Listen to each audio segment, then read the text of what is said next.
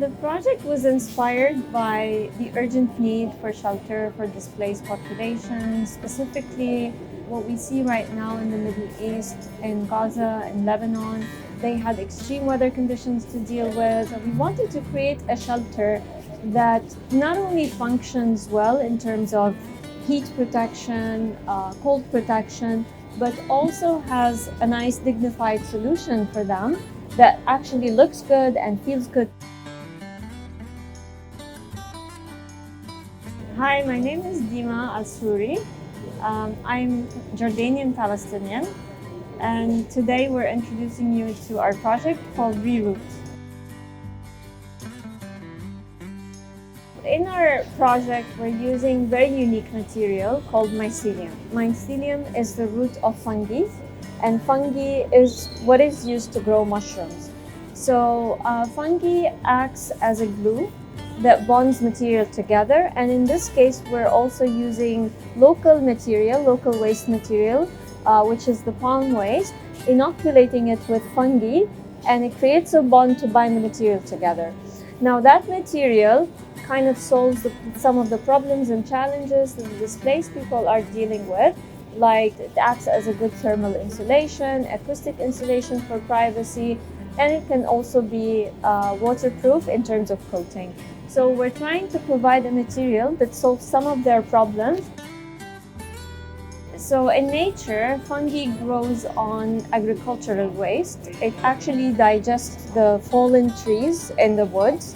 And we use the same way. We have a lot of palm trees in the UAE here, and a lot of the palm fronds actually fall naturally on the ground. So when this is collected and used for building material, it is actually a circular process, just like the one we see in nature. So we're not only providing sustainable material, but we're also helping getting rid of the waste material that otherwise will go to the landfill and create carbon emissions. So we're also reducing carbon emissions for the whole country.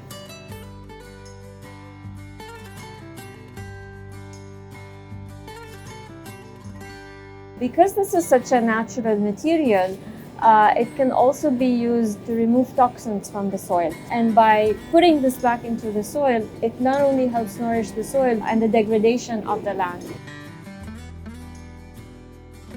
So we built this intentionally as a kit that can be assembled together by the users themselves, and we allow them to actually customize the unit based on their needs. We're also allowing them to actually have a small garden outside. So if you can see, our gardens are actually built from the shipping pallets that come with the package, so they can grow their own food. And we're also proposing that the containers are the olive oil tanks that they use on a daily basis. So we're also encouraging them to build a communal living together and to develop agricultural and community agricultural practices where they can grow their own food and grow the community together, because they end up living such a long time in these units. We have looked into how the family uses the space, what they need for them. The size is exactly a certain square meter per person so that they have enough space. We've looked into giving them privacy in the space. So you see the entrance is coming from the side where they can know who's coming before they open the door. There's also a bedroom that's hidden. There is a mezzanine floor where sometimes you could hide the children if you need to, because in case of wars, there are lots of domestic violence cases. It's really customizable for the users.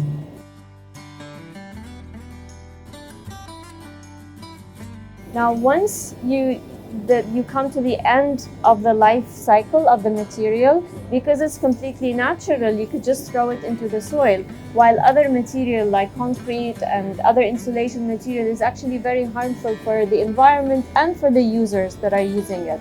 So our material has no VOCs, is completely natural, and it can nourish the soil over time.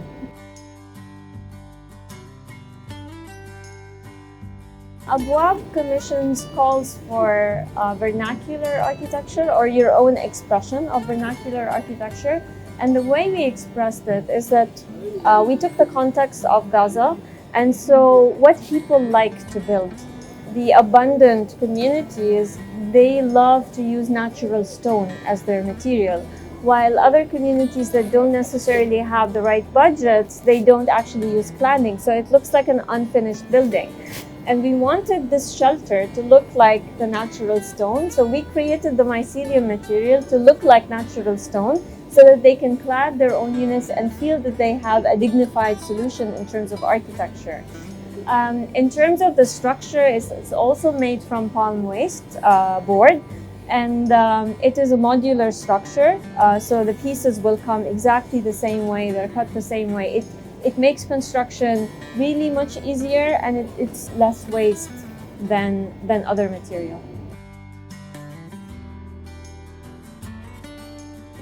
It plays a huge role. It is actually the ethos and the concept that we're using for the project, because every single material that we have used in our design is either reused or upcycled.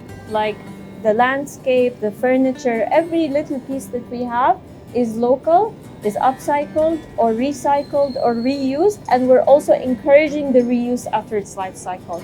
That's how we brought this whole story together.